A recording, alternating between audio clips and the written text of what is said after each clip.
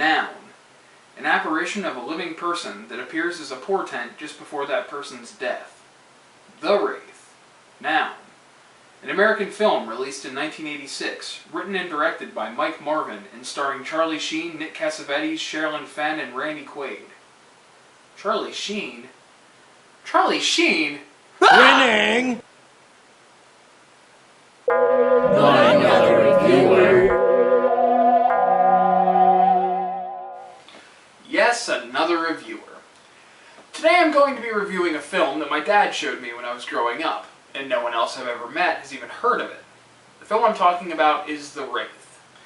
This 1986 sci-fi romance release was written and directed by Mike Marvin, a man who apparently has not been part of anything of worth except for being the producer for the skiing sequences in Better Off Dead.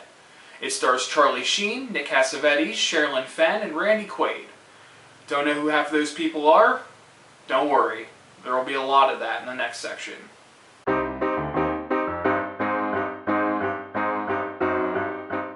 The film stars Charlie Sheen as Jake, a kid who just shows up in town on a dirt bike and has the personality of dry toast. His love interest is Carrie Johnson, played by Sherilyn Fenn, who's very good looking and you get to see her tits, but she couldn't act her way out of a wet, terrible script.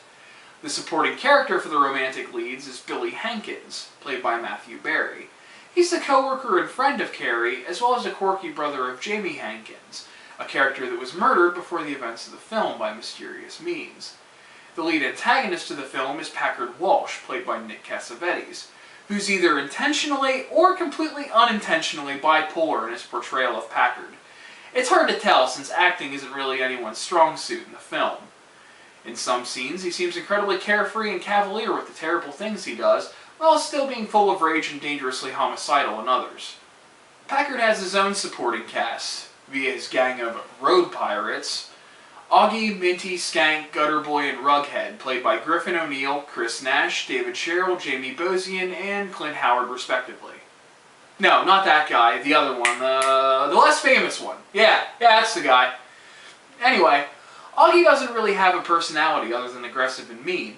Minty is a smartass that takes care of selling the parts they chop from the cars they take, while Skank and Gutterboy are cowardly peons to do the chopping.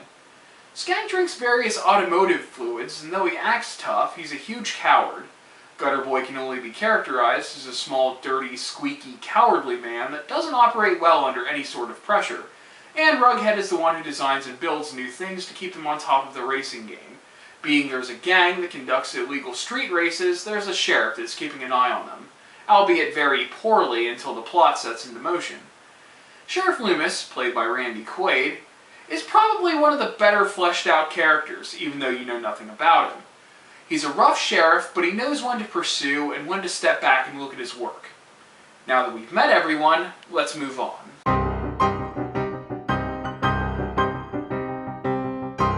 The film starts out with a display of beams of light blasting through everything around a desert road and coming together to form a car and a man in body armor, braces on all his limbs, and a racing helmet. This is a completely useless sequence that just serves to tell you that this is a sci-fi car movie.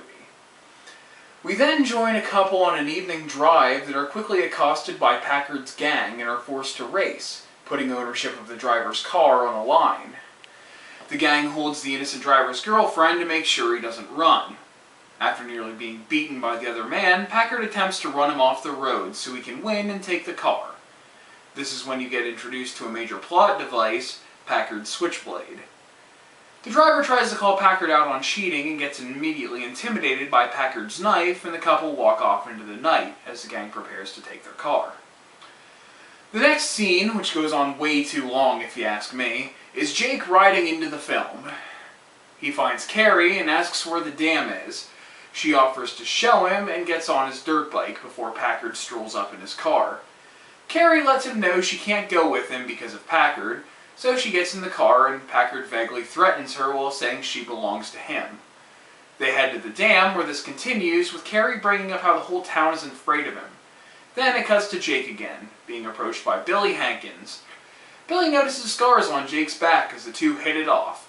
Billy talks about Carrie, briefly mentions his brother Jamie, and then goes on to explain Packard and his jealousy over Carrie. This is when you find out Billy's brother is dead. Billy explains what little he knows about the murder, and then Packard notices Jake and Billy. This cues a flashback of Carrie and another man, assumed to be Jamie, getting intimate as Packard and his goons break in and murder Jamie. At the end of the flashback, Skank and Gutter Boy roll up in their car, the Cooter. After Skank takes a swig of brake fluid, they honk for Packard to come join them. Packard tells them if they ever see Jake or Billy around Carrie, they need to tell him. When Skank complains, Packard pulls his knife to Skank's throat. When Skank agrees to Packard's terms, the scene changes to Jake and Carrie floating in the water as Packard starts calling for Carrie. They head towards Packard after Carrie tells Jake to meet her after work at Big K's Burgers.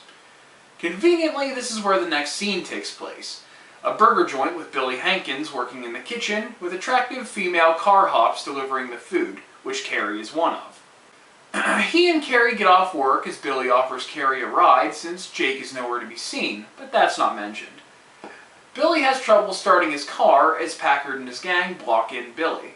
Augie attempts to attack him before he's stopped by Packard, who holds him back and puts a switchblade to Augie's throat.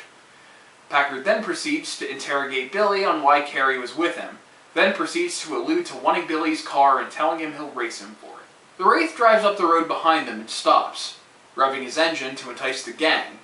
None of them know what kind of car it is, but they know they want it. Augie asks to take on the Wraith as they pursue him. He's waiting for them and is ready to race. Augie gets in position as the rest of the gang heads off to meet them at their finishing point. The two race while facing opposing traffic, then after they seem head-to-head, the Wraith takes off and disappears in the distance, just as Augie passes two cops at the side of the road that come after him. He then sees the Wraith stopped in front of him and crashes into it, destroying both cars as he rolls off over a ravine. His car crashes repeatedly as it rolls down the cliffside and explodes. The Wraith reforms and drives off.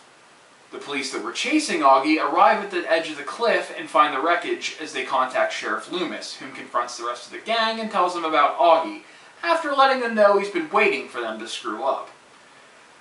The Wraith watches them from a distance, while Loomis asks who he was. The gang didn't even see him, so they don't know. This was when the deputy shows Loomis the result of Augie's body. He smashed through a canyon in fire and broken glass, but he somehow came out completely intact with just his eyes missing. Carrie and Gutter Boy are the only ones that seem to be concerned about Augie. Rughead tries to help Loomis, while the rest of the gang horses around. It shows the Wraith again as one of his arm braces starts to glow and disappears. When the gang is released, Packard expresses concern to Rughead that things are getting too even in the racing field, and asks when their injection plant is going to be ready. After Packard gets in his car, where Carrie already is, she explains that Augie was one of her neighbors. Packard brushes that off and asks why she was with Billy.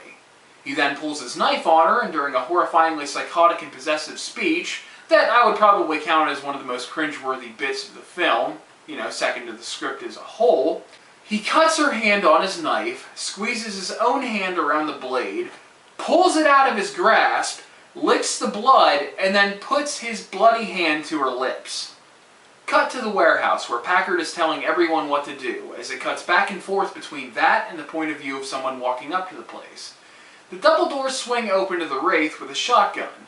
Before he starts shooting, the visor of his racing helmet opens, and Rughead recognizes him. This cues a continuation of the earlier flashback, where they stuff a bloody, body-sized bag into the trunk of a car, push it over a cliff, and fire a shotgun at it so it explodes. Packard stands in place, while the rest of the gang scrambles to get out of the way, as the Wraith opens fire on the cars and a pinball machine, then puts the gun directly to Packard's face. Opting not to shoot him, fires a line to the injection plant that Rughead had just finished, completely destroying it, which gets an angry reaction out of Packard. Then, he completely disappears. The next scene takes place in a junkyard for planes, where Loomis finds the owner and asks him if Skank and Gutter Boy are here. After pointing him in the right direction, the sheriff finds the two working. Gutter Boy panics and Skank confronts him nervously. Loomis intimidates them and again asks them who is driving the other car. Gutter Boy answers by saying no one saw that car before. Skank slaps him repeatedly and brushes it off as a bad memory. Loomis leaves, telling them he's going to track Augie's killer, and if they remember anything, to give him a call. The next scene opens with Loomis grabbing a bite to eat at Big K's, when Packard's gang rolls up. Skank and Gutterboy let Packard know they can't find the Wraith. Packard insists that they find him when Minty brings up that he costed them $13,000 in damage. Carrie is working, so he tells her he's coming to pick her up when she gets off, so she better be here. He finds a note attached to his steering wheel that says, "I'll be on Lookout Mountain Road, waiting." They find a Wraith and Packard pulls out a shotgun. Skank stops him after noticing there are cops everywhere. Minnie steps up to race him, and Rughead gets a first look at the engine that hums and pulses with bizarre energy, as he installs a digital radio killer to zap the Wraith's electrical system if he tries to run. This plot device is never explored again and was probably only used to get a glimpse of the engine. The cops approach as the race begins, and the rest of the gang is ignored by the police. This race plays out very similarly as the first, except the Wraith is consistently in front the entire time. When Minty catches up and they're head-to-head, the Wraith speeds off, then reappears again, stopped in front of Minty as he smashes through the Wraith into a rock wall on the side of the road. A brace on the ground glows and disappears. Then the Wraith reforms and takes off towards the police waiting for him. They have him covered from both sides as the Wraith stops, appears to charge up, and then blasts through the police blockade and takes off. The police attempt to chase him as his car splits into beams of light and flies into the sky. Cut to Big K's, where Billy and Carrie are closing up for the night. Billy leaves Carrie to walk as Jake rides up with his dirt bike that sounds oddly familiar. He offers her a ride and they depart. Skank and Gutterboy spot them while on a drive and start chasing after them. Jake notices them and tries to get away. If it weren't for this bit, I could be convinced by the rest of the sequence that Jake didn't even know they were being chased. Skank incompetently drives the car into everything in its way, while Gutterboy frighteningly squeals and cries. Skank expresses no concern for Carrie's safety as he tells Gutterboy to get the shotgun and load it. Gutterboy promptly shoots out the steering in the car, which leads them to roll it. Jake and Carrie get away as the two incompetent thugs climb out of the car. Skank assures Gutterboy that Packard will never find out that they would have killed Carrie with Jake before he snorts WD-40 and says the catchphrase they likely tried to associate with Skank repeatedly, "Jesus, this shit's got some kick." Jake drops Carrie off at her house, where they give no indication that they were just part of a high-speed chase, where, like I said, I could be convinced that they didn't even know they were being chased. Anyway, they kiss for the first time as Packard watches. Jake tells her that she'll have to take a stand or she'll never be free of Packard. He then invites her out to have a swim in a secluded place. After he leaves, Packard decides to follow him and watches him change into the light beams that the Wraith changed to and disappear into the night sky. He then finds Skank and Gutterboy walking down the road. Gutterboy slips out that Carrie was with Jake as the Wraith appears behind Packard and pushes his car into a cemetery. Packard gets out of the car and finds himself standing in front of a headstone that the Wraith comes out from behind. Packard tells Skank to kill him, so he promptly pulls out a shotgun. Upon firing on the Wraith, Skank flies back with the barrel of the gun destroyed. Packard examines the headstone and finds it's his own, with the Wraith nowhere to be found. The next scene, we're back in the warehouse where Packard is getting intimate with a woman that isn't Carrie, before Sheriff Loomis walks in and serves Packard. After this scene, Jake and Carrie are shown on their way to the secluded swimming hole where Carrie shares a dream she had that the man on the moon was laughing at her and that she was heading east on the back of a motorcycle with Jamie Hankins. She then expresses her affection for Jake, saying he's a lot like Jamie. They go in to kiss, which prompts a more elaborate bit of the flashback where Jamie and Carrie kiss right as Packard's gang breaks in, puts a bag over Carrie's head, and knocks her out before the switchblade comes out and the stabbing begins. Jake then confesses his love for her. Her tits come out, and then the two make boring 80s style love. The scene switches to Loomis's office, where the gang members have been gathered, and Loomis informs them that Minty's death was exactly like Augie's. Cold, clean, and no eyes. He gives them another chance to cooperate to catch the Wraith. Rughead offers to do anything, but Skank stops him. Loomis then tells the gang that if the killer turns up dead, they'll all be put to death. Jake drops Carrie off at her house, then it switches to the warehouse where Packard leaves, and Rughead tells Skank and Gutterboy that the kid that's after them is a Wraith and quits. As he's leaving, the Wraith speeds past him and crashes directly into Skank and Gutterboy in the warehouse that causes it to completely explode. The Wraith drives out of the wreckage, directly past Rughead. The police show up, and a distraught Rughead lets the sheriff know that he was unaware that Packard and the gang killed Jamie Hankins until he turned up missing. After, he points out where Skank and Gutter Boy were standing, saying they'd been vaporized. This breaks the theme of how the bodies have been found so far. He explained Jamie Hankins was also at the warehouse with a shotgun. He continued to explain that Packard hated Jamie, and that everyone was too afraid to say anything. Loomis tells him to go home and stay there. As he walks away from the scene, another brace is seen on the ground, and it glows and disappears. Switch to Billy in the kitchen of Big K's as Loomis walks in and asks him questions about Jamie. He informs Billy that Skank and Gutter Boy were killed and Packard is next. Billy explains that Jamie was with Carrie the night he was killed. She was hit on the head and found at the side of the road, so she didn't remember what happened. Cue Jake giving Carrie a ride to work. He pushes her to confront Packard and tells her Packard knows who he is and that he's come a long way for her and his time is almost over. As he leaves, Packard is nearby and grabs Carrie. Billy tries to stop him, but Packard mentions Billy being dead like his brother if he interferes, then severely beats him to the horror of bystanders. In a fit of rage, Billy delivers an Oscar-worthy performance, screaming at the crowd for their inactivity.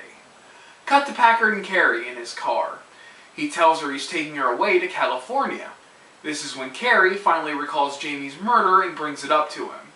He then hits her, then confesses. She angrily tells him she won't go to California with him and she'll never love him. He threatens to kill her, then stops the car and pulls out a switchblade, just as the Wraith pulls up beside them. Packard goes back to his car, leaving Carrie behind, racing the Wraith. During the race, the Wraith is more aggressive as he nudges Packard to run him off the road. Finally, the Wraith takes off, as again, the police are in pursuit of the cars. Packard pulls behind a car delivery truck and flies past police that are coming towards him. They knock several cars off the truck that stop a majority of the police. Yet, the truck keeps on going. I'm pretty sure someone's going to get fired over how many of these cars turn up missing. The Wraith is then shown on a direct collision course with Packard as they both increase in speed. The Wraith flashes between the car and the Wraith himself as both cars explode. Packard's Corvette wheels out as an empty husk of what it was as the last brace of the Wraith's suit disappears. Loomis and his deputies show up to find Packard's body, completely untouched with his eyes closed, presumably missing. Loomis calls off the search since he too believes the killer is Jamie Hankins and he can't be stopped. It's all over since there's no one left in Packard's gang to kill. Afterwards, Carrie is made at home, but the Wraith drives up next to her and he gets out of the car, revealing himself as Jake, who Carrie realizes is Jamie. Jake tells her he has one more thing he has to do before they can run away together. He gets in the car and heads to Big K's Burgers, where Billy is closing up, obviously shaken and angry. Jake says his goodbyes and gives Billy the keys to his car. Billy takes a look at the car and then realizes Jake is Jamie and yells for him to tearfully come back, just to ensure that Oscar-winning performance trophy's locked. Jake then meets Carrie in clear view of Sheriff Loomis, who just lets them go, and the two ride off into the night on Jake's dirt bike.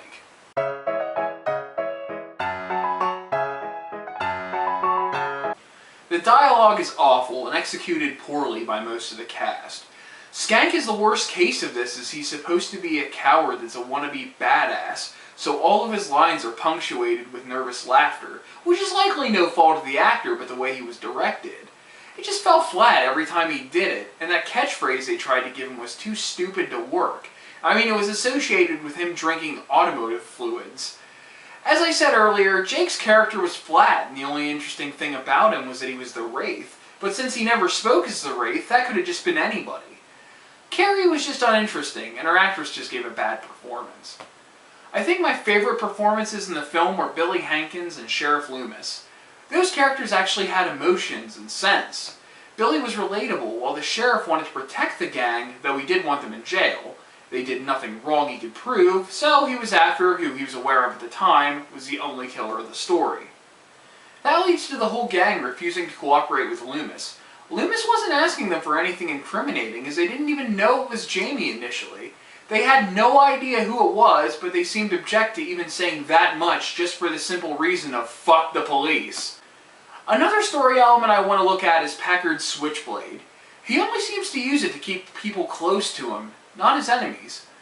The only time he used it on someone that wasn't within his inner circle, Augie or Skank, and wasn't someone he wished to keep near him as much as possible, like Carrie, was the man from the race scene in the very beginning, mainly to introduce the idea that he had the switchblade.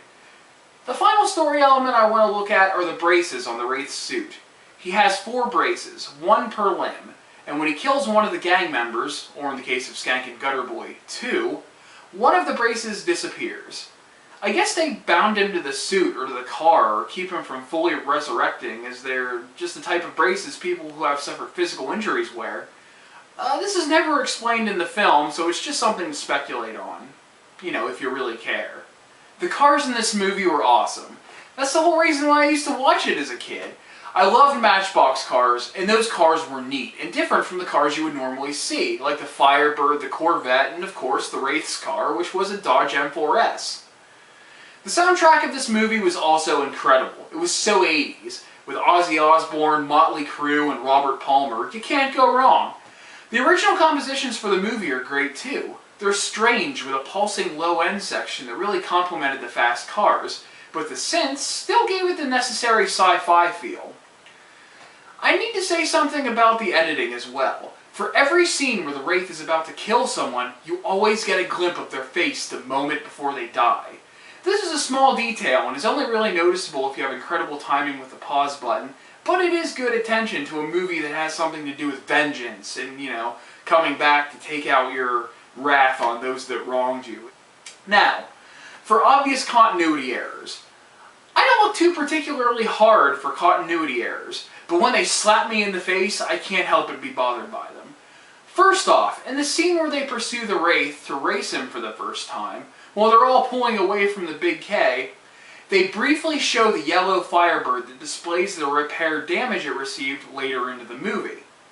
Next, Augie's sunglasses. It shows him taking them off, then he has them on when he shakes Skank's hand before his race with the Wraith.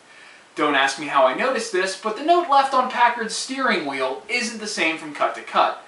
There's no dash after road on the note it shows in the close-up, but there is on the side shot of Packard.